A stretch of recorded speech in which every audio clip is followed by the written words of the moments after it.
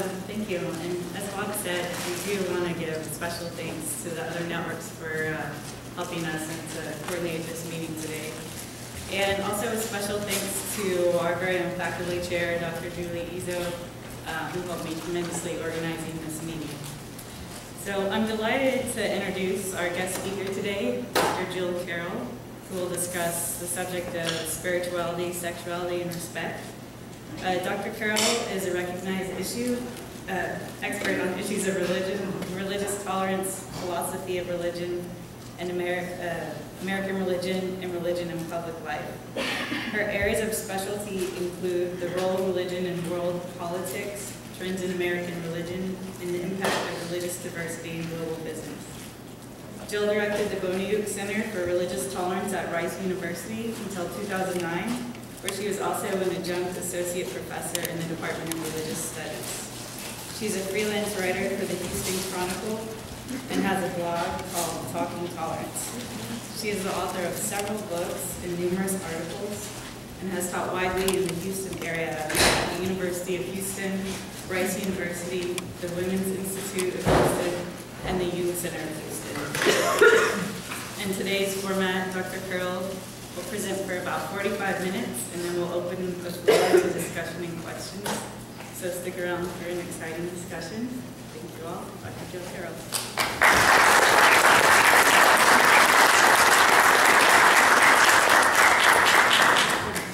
Thank you. I'm going to keep my phone here so I can keep the time, but just so you know, I'm not checking email or anything. Sometimes I think that, the speakers are always looking at their phones.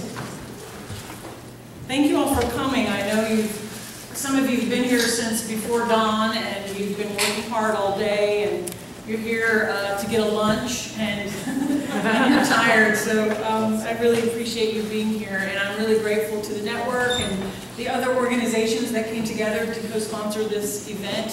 Thank you for that and for being here. This is a special place for me. A colleague and I did a great deal of religious diversity training here at MD Anderson and actually throughout the medical center after 9/11, in the years after 9/11. And so I was over here quite a bit for those few years after that. And then last year I was here quite a bit receiving treatment.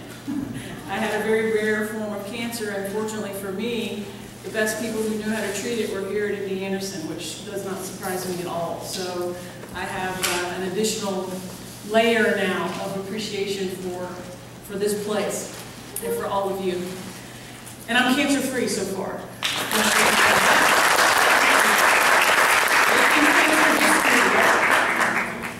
So I want to wear a couple of hats in my comments here, just briefly. The one hat I'll start with is the sort of scholar in religion hat, which is what I've spent the last 25 years doing. So I want to make a few comments about religion and spirituality and sexuality from a more historical, sort of scholarly perspective. So I want to say a few things about that. And then I want to shift hats and put on the global skills training HR hat that I also wear and make a few comments about issues of respect and professionalism and diversity around sexuality in the workplace. Talk about that. And then I'll take that hat off and put another hat on and make some personal comments about my own approach to this issue as myself a member of the GLBT community. My partner and I have been together for 10 years. And so three different perspectives. So first, the scholarly, religious, historical sort of approach. I think there are a number of things that are relevant here for us to think about when we begin to inquire about the intersection between religion, spirituality, sexuality as a broad concept, and issues of respect. And these all can sort of come together in something like a perfect storm in many ways, and sometimes the storm is not very pretty. But I think it's important to understand from a very broad perspective what the religions are. And when I say the religions, I mean the big world religions, including the ones that are dominant here in the United States and the ones that are ever present here in Houston. Houston, Texas has, from what we can tell, thriving representatives of every living religion in the world. We've got them all here. We've even got the minor, small little religions that don't have that many people. We've got them here in Houston. One thing that I think is important for us to look at is what I will call the organic nature of religion. The religions of the world, including Christianity, Islam, Buddhism, Judaism, all the big ones, they're organic. They're not static, fixed things that just got created 2,000 years ago or 3,000 years ago and have just stayed the same. You know, the word came down from the mountain, somebody carved it in a rock and wrote it down, and the angel gave it, or whatever, however it came, and then there, it's done. Sometimes it's how we think about the religions, but that's not actually how they are. They are living, breathing, historical entities. And they change. They change routinely. They change all the time. That's why they often have to keep adding new texts, because they have to update their own texts. They're not fixed, static things carved in stone. They're moving, living, dynamic things. They change because we change. Human beings change. Our contexts change. Our needs change.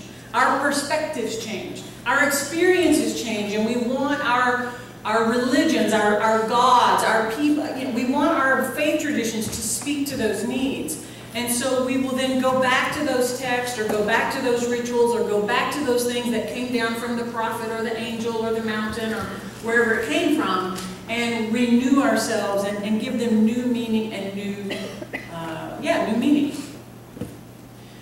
The organic nature of religion inherently means that the nature of sexuality and the understandings of marriage and relationship and human person and human sexuality, that's also an organic thing in religion. It is not a fixed thing. There is no fixed view of it across the world's religions, nor even within one religion. It's a moving target a little bit. It's a moving, shifting, shaping thing. And this is a good thing. This is a very good thing, because if the religions were absolutely static and never changed, they would cease to be relevant for us. They have to shift in order to continue to be relevant. Now, when I say this, some of us, depending on our faith traditions, we may sort of recoil from this because we think, God's the same yesterday, today, and forever. That's a scriptural quote, right? God's the same yesterday, today. Well, God may very well be the same yesterday, today, and forever. We're not. And the religions are what we do. Even if the scripture or whatever it was did come down from the mountain, perfect. Who interprets it? We do. Who decides how to apply it in our everyday life? We do. Who decides who's in and who's out? We do. Who decides which parts of it, what clothes we're going to wear in the service and which part we're going to read? We do. Who decides who gets to be ordained? We do. So religion in many ways is a human cultural product, and we shift it and change it and work with it in order to meet our needs and to keep it relevant. So any sort of notions of sexuality and religion and spirituality, they're going to be organic as well.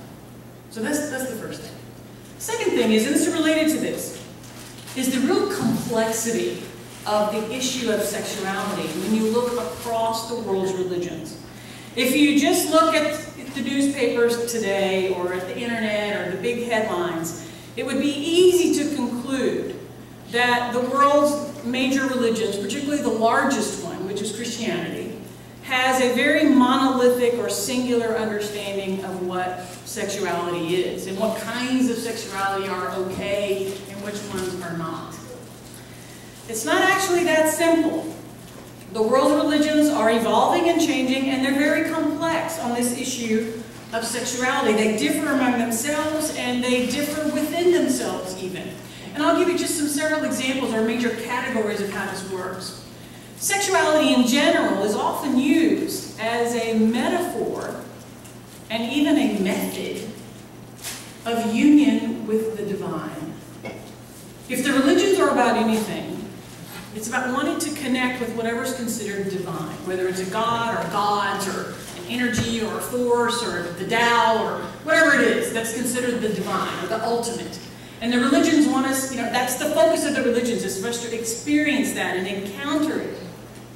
And often you have union metaphors to become one with God or one with the divine. And so what are those metaphors? Well, there's several of them. How can we become one with something? How do we become one with things in our everyday lives? Well, one very common way that some of you are becoming one with things right now at this moment, you eat it. We are what we eat, tragically, right? That's one way to become one with something. Eat it. In the scripture, in the prophet Ezekiel, in the Hebrew Bible, God has a scroll. He gives it to Ezekiel, and he says, eat this scroll. So he does. He just wads it up and eats it. That's one way to become one with it. Eat it. Eat this bread. Drink this wine. Eat this sacred food that's been presented to the gods. All the world's religions are full of rituals that have to do with eating blessed food or eating as a ritual, because that's one way in which we become one. Another way in which we have a profound experience of oneness is, for women, is through pregnancy.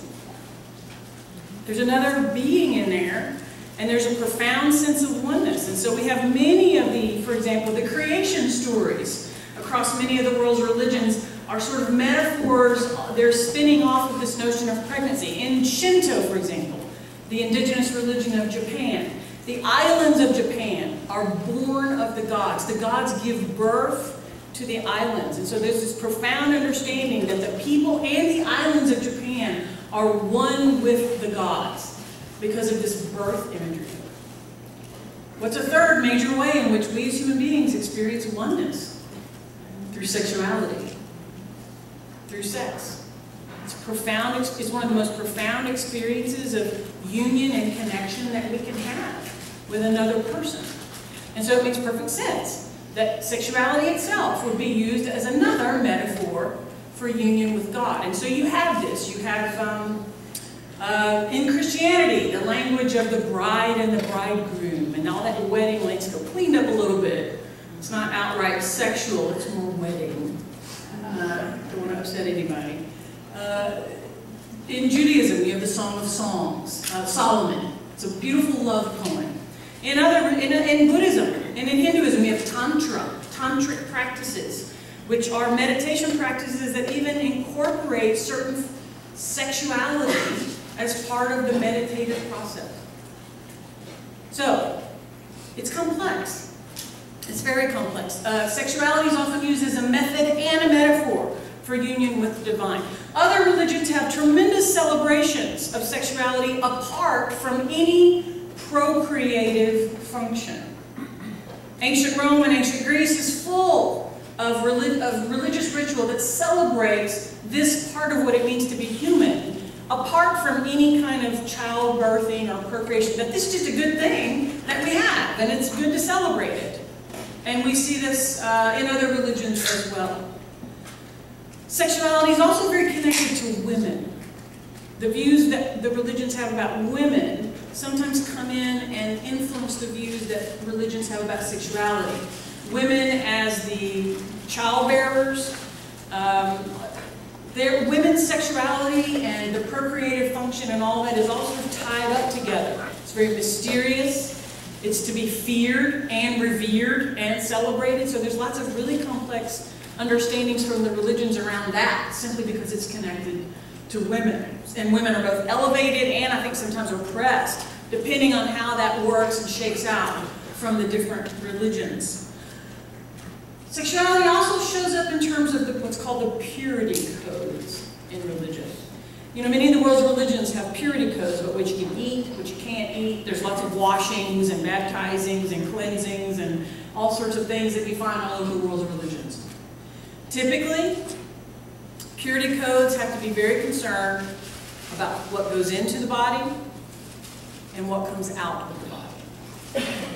What goes into it in terms of what you eat, what comes out from it in terms of bodily fluids, other types of things. Don't want to get too detailed here when we're trying to eat.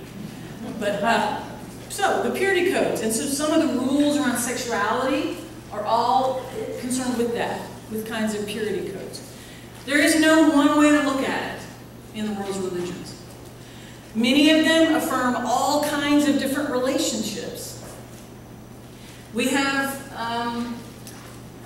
same-sex relationships. We have multiple sex relationships. We have one-on-one marriages. We have plural marriages. We have marriages, one-on-one marriages plus concubines. We have temple prostitution. We've got eunuchs. We've got all sorts of ways to slice and dice and do it all in the world's religion. So it's not monolithic. It's very complex, and it's a moving thing. And this is important to keep in mind, especially when we hear some of the real strident voices that, this is how it's always been, and it's always been this way. Maybe. Maybe it's a little more malleable than that. A third thing, and this is will be the end of the scholarly part. There's some trends in American religion that are pretty evident, and they've been evident for about 30 years or more. And one of the big trends in American religion is, and this is mainly in Christianity, which is the dominant religion in the United States. Demographically, 78 to 80% of Americans, people, residents and citizens, are Christians. So it's still the dominant religion here. Denominational conflict and realignment. We saw the denominations, Methodists, Presbyterians, Lutherans, Catholics, all the different groups. We saw them absolutely have tremendous conflict over the issue of slavery in the 19th century. We saw them again have tremendous conflict in the 1950s and 60s with civil rights legislation. And they split over it, many of them. We saw them begin to split again in the 70s and 80s with women, with the women's rights movement, the second wave of feminism that came in the 60s and 70s. And many of the churches who had never ordained women suddenly began to consider doing that because they thought their old way was just sort of a discriminatory way. And so many of the churches split over that. Now, the sexuality issue has come to the fore, and we're seeing the exact same thing. Many of the mainline denominations, Presbyterianism, Lutheranism, the Anglicans, Episcopalians, they're splitting. And this issue is becoming very divisive. And most of the sociologists in religion don't see any end to this anytime soon. This is going to continue to split. It's going to continue because it's coming to a head. And what most sociologists will say, and I've looked at some of the data and I tend to agree with it, is that the only time that this will cease to be an issue when the 35 and under demographic of people ascends to leadership in the denominations and it becomes a done issue. Because demographically, 35 and under people are, even self-identified conservative evangelical Christians under 35, and particularly if you go under 25, they are majority in favor of same-sex marriage, in favor of same-sex equal benefit, and they don't even want to call it civil union, they'll call it marriage.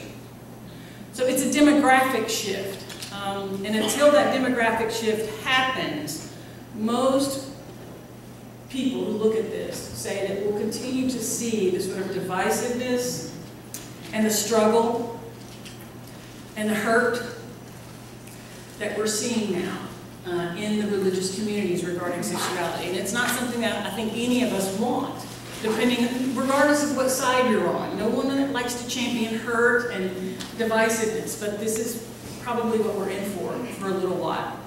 So, I hate to be the bearer of bad news on that, but and I think you see it. We see it, right? We see it every week in the newspapers. We see it every week, every day on the radio, on news, talk, and all of that. So, okay, let's shift to issues of professionalism and respect in the workplace. And the thing is that my own experience of MD Anderson and of so much here in the medical center as a whole is that you all are some of the most professional people I've ever met. I think here at this place at MD Anderson, you set the gold standard for that in any way, in every way. So I don't presume to be able to tell you anything that you don't already know. I need to be learning from you, if anything. A few points about this, though. I know sometimes, because I've been doing diversity training for a long time, and probably about 15 years. And I've sat through required diversity training when I was employed at Rice. You get the memo, you got to come to this thing. They try to bribe you for lunch. And you're like, oh. And then the work's piling up in their desk. And then, I don't know. We all are busy and we don't like to have required meetings. But the other thing is that often diversity is approached as an agenda. Like it's an ideology. like it's a, you must appreciate diversity. Come here, we're going to tell you how to appreciate, we're going to make you think, you must think diversity is good. And so it's sort of pushed as an ideology or an agenda. And I don't think any of us like that. I mean, and I don't think we mean to do it if we end up doing it ourselves. But no one likes to be told what to think or how to believe or how they should be or anything like that. So when I use the word diversity here, I'm simply referring to a demographic fact. The demographic fact, the demographic reality is that we here in Houston, Texas, live in arguably one of the most diverse city in the United States. Religiously, culturally, ethnically, racially, every other way you want to slice and dice diversity, we've got it here in Houston. We've got it right here in Indiana. We've got it in this room. I mean, look around, we've got enough people in this room. We've got incredible diversity in this room. All kinds of diversity, including religious diversity, including sexuality, and all kinds of other things. And so this is just a demographic reality, and it's up to us to choose how we want to be with it. Part of that demographic reality and diversity is that there are people who are absolutely affirming of LGBT people and their issues, and there are people who are not. There are people who, for whatever reasons, whether it's their understanding of their faith or whatever reason, are uncomfortable with it. And they're struggling. And they're a little bit freaked out. That's part of the diversity too. There's all kinds of ways to do diversity, and they have a place at the table as well. Everybody has a place. Everybody. And so we're all here together. And so, diversity, I think, really presents us with a personal challenge. And it has to do with how will we choose to be with the demographic facts of our workplace.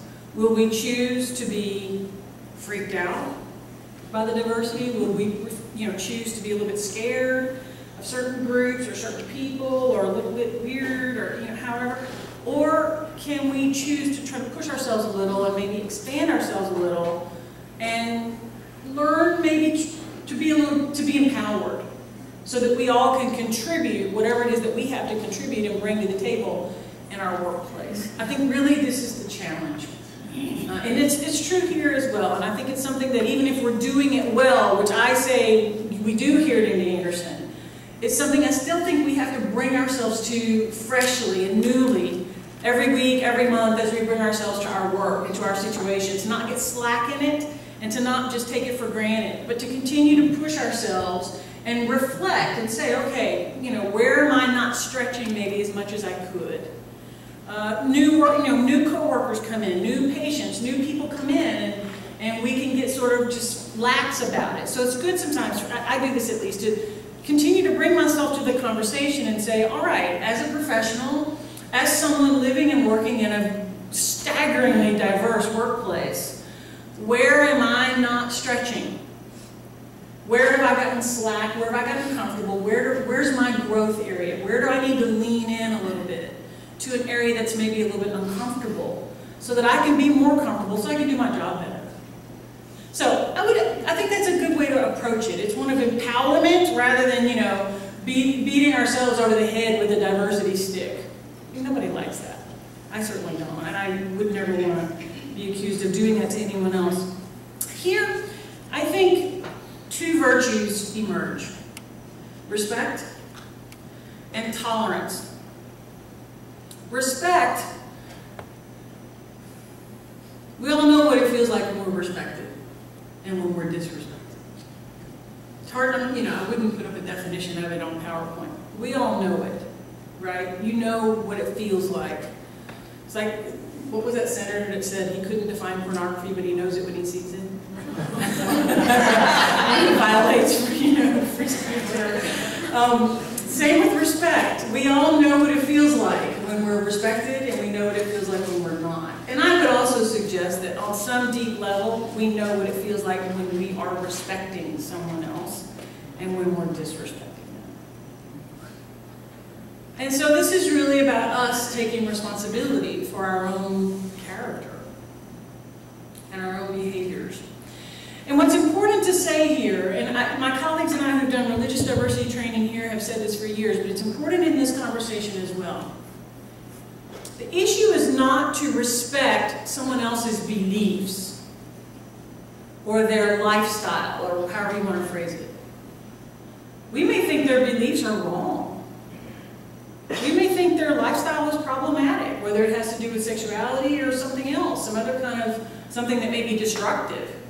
We'll have our own views about that, their beliefs, their choices. What we're called upon to do is respect the person and their right to have their beliefs, whatever they are, and to live their life the way they see fit. We don't have to like it. We don't have to agree with it. They don't have to answer to us. They don't need our permission. Do you see the difference? Not respecting people's beliefs or their choices, but respecting them as people. They get to have their life. They get to do what they do. They get to think what they think. This is particularly important for people who maybe are in a more traditional perspective, or we could say a more conservative, although that's a hard label, a more traditional perspective on sexuality. Maybe they're struggling a little bit with the issue of homosexuality or LGBT issues.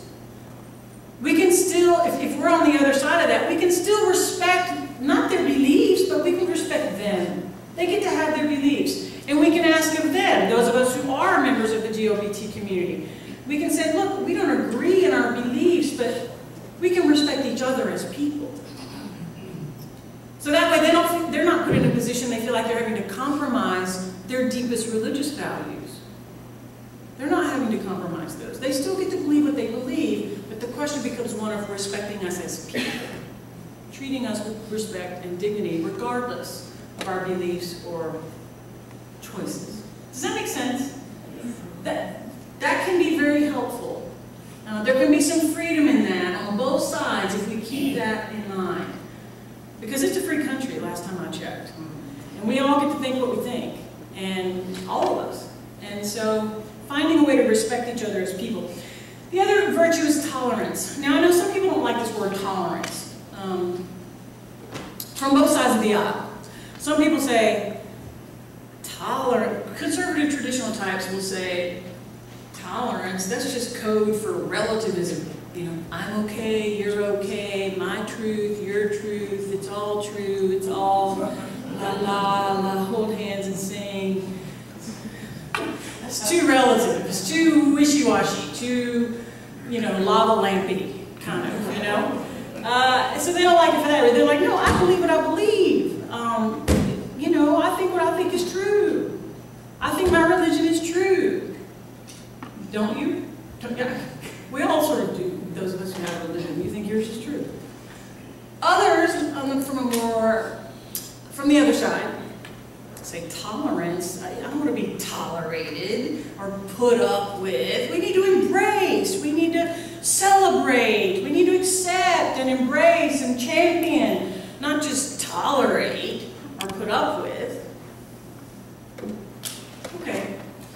Certainly it'd be good to push ourselves for those things, but sometimes, especially in the workplace, tolerance is the best we can do. Sometimes that's the best we can do. I mean, think of the person, think of someone in your life who is absolutely opposite from you. They don't vote the way you think they ought to vote. They don't think the way you think they ought to think. They don't run their life the way you think they ought to run their life. They are absolutely wrong in all of those ways.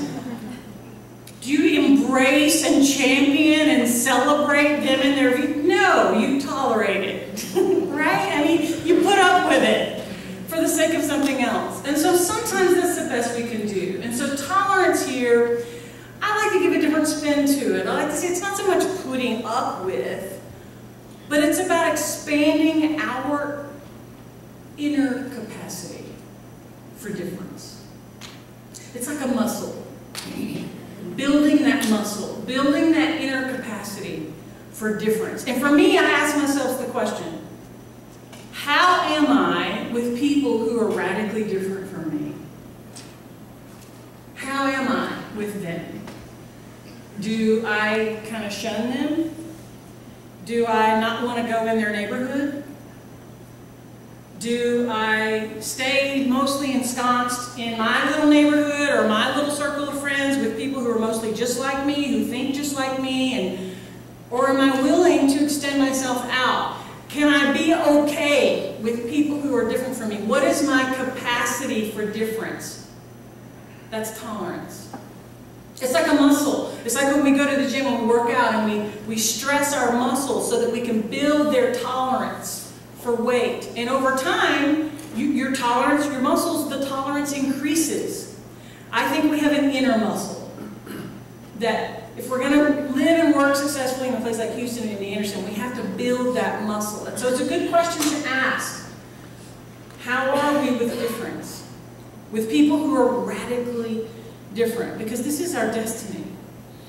We are destined to live, work with, go to school with, be neighbors with, intermarry with, in terms of our kids and grandkids and family members, people who may never pray to the same God as we do. They will never vote the same way we do. They will never think about issues of sexuality maybe the same way we do. That's our destiny. So how are we going to be about that? So the question of tolerance is really one that pushes us to develop that capacity. Does that make sense? Sort of? Yeah. It's not put up with, like grit your teeth. It's it's like yoga, right? If you don't feel the stretch, you're not doing the work, right? You've heard this. Your yoga teacher told you that. Yeah, the same is true with this. Let me just shift hats now and speak a little bit personally. This is an issue for me, and I've had a pretty significant journey with it in terms of not just the sexuality piece, but also the religion and spirituality piece. I, like many of you perhaps, was raised in a very conservative Christian tradition. We were just a couple of hairs shy of snake handling. Pentecostal movements, faith healing, speaking in tongues, all of that. I had what people call the born-again experience when I was 5. I spoke in tongues at 7 and did that on a daily basis for most of my life until I was in my mid-20s. Preached my first sermon when I was 12, did missionary work all through my teenage years. Have 2 degrees from Oral Roberts University. Went there before I came to Rice to do my doctorate. I eventually left that faith, not because I am gay, but because just my own intellectual journey, my studies have been in religious studies and world religions for all of my career. And so just through my own intellectual journey, I came to no longer believe the things that I had grown up believing, so I left that faith. And on Christmas Day 1990, my parents asked me if I was gay. And if they had asked me even 4 or 5 months before that, I might have lied. I'm their only child, and I've always been the classic only child. You know, high achiever, always been good, always made good grades, never got in trouble, never did drugs, never did anything, I've never even been grounded. Nothing, you know, I was always the good kid. I don't even know what a rebellious phase is. You know, I never did it. I guess being gay is being rebellious. And you know, if they had asked me 6 months before, I might have lied because I knew it would break their heart. I knew it would disappoint them so badly, and nothing in my life, never have I wanted to disappoint my parents, ever. But I told the truth. And I said, yes, I'm gay. And they just, on that day, they broke down, weeping, and we had about a 6-hour conversation of crying and really crying and yelling, and it was horrible. Christmas Day. And so they went back to Louisiana. And that began, that's where they live. And I was here in Houston. So that began about 7 or 8 years of us basically trying to evangelize each other. Right? They were evangelizing me, come back to the faith, repent of this sin, come see their minister, get prayed over, get the demons cast out, all of that. And I was evangelizing them. I was trying to get them to think about it my way and to give up their religious belief and to give up those ideas and to change their view and come to see that it was okay, you know, all this. And so we spent a lot of time evangelizing each other. And my parents made it very clear that they would always love me. They would never distance me. They would never cut me off or anything like that. But they also would never, ever accept this. They would never, ever be okay with this. Ever. And they didn't want to know anything about it. They didn't want to see it. They didn't want to hear about it. They didn't want to be around it. Nor did they want to be around the fact that I had left the faith. And so that left us talking about, how's the weather in Houston? How's your car running? How's the dog? Very surfacey type relationship. And I didn't see them very often. I would drive to Louisiana to see them, and I'd stay a day or two, but I was in a relationship at the time, and I didn't want to leave my life and my family and everything at home just to go see my parents, because they were not open to seeing that. And I, of course, respect their wishes about their own home. So we had a very surfacey relationship. And after about 7 years of that, my father called me, this was before cell phones, and he called me during the day, which it's a long distance call, and when you call during the day, either somebody's died, something's happened, some sort of problem. And he called, and he and my mom both were on the phone, and he said, look, we don't see you enough. And you don't see us enough. And you're the only daughter we're ever going to have. And we're the only parents you're ever going to have. And we know that you're not going to change your view in your life from what you've said. And we hope you know that we're not going to change our view either. So can we just stop fighting about this? Can we just stop trying to convince each other and stop trying to change each other and find some kind of way to be related and see each other? And just kind of, can we sideline this? And to this day, my father will turn 90 this year. I honor him for that conversation, because it broke us through. And I said, yeah, Daddy, let's try to do that. And so, you know, we set up some boundaries. I understand that when I'm in their home, you know, they're nervous about, you know, I don't want you making out in the driveway. I do that anyway. Like, do you really think I would do that? I'm not going to run a big, you know, pride parade float up and down your driveway. They had boundaries about that. And then, of course, you know, they had to understand that when they come to my home here, I'm not going to put away all the photos, and I'm not going to, you know, I'm going to live my life with my family, with my partner. And they were fine with that.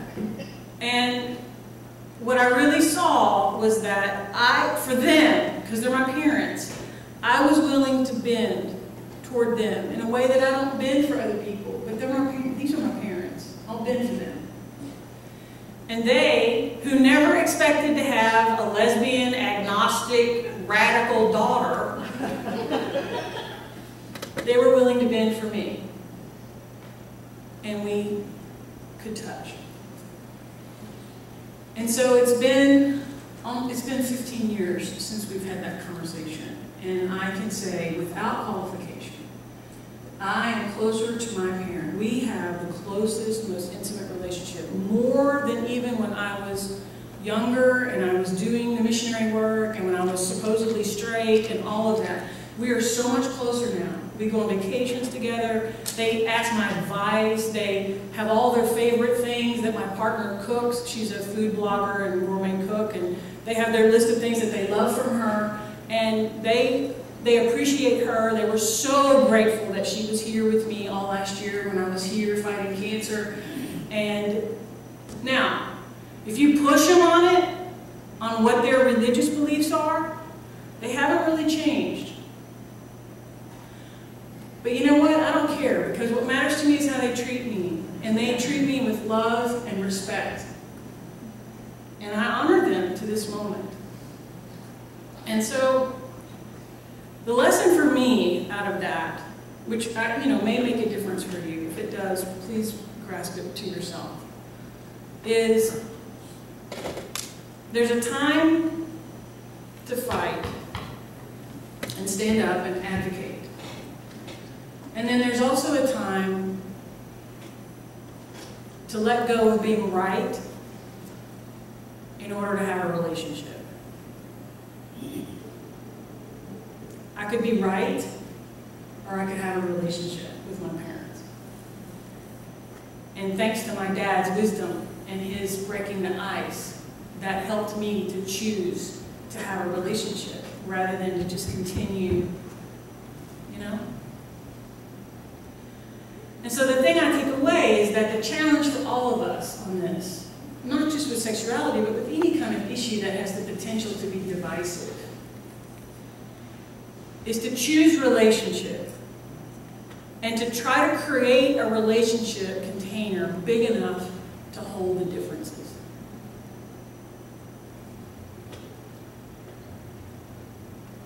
And that's an art, it's not a science.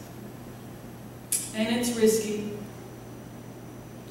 And it makes us all vulnerable, which is inherently a risk. But for myself, I try to build myself up in my own esteem and in my own resiliency so that I can do that. I can extend myself into relationship. I spent all morning this morning on Facebook with a conservative evangelical friend of mine who is really struggling with this issue of sexuality, with gay marriage and all of it. And is very, very conservative on this. But she has friends like me, whom she loves, who are gay. And she doesn't want me to experience any kind of discrimination on that, but she's really struggling with her faith. And I'm so grateful that because of my father pushing us, pushing our family's relationship, that helped me develop the capacity to sit with her and engage with her and not be offended or not get put off or anything like that. Just be strong enough to hold that. Because she's trying to be strong enough too to hold me, you know? So, that's really about all I have to say.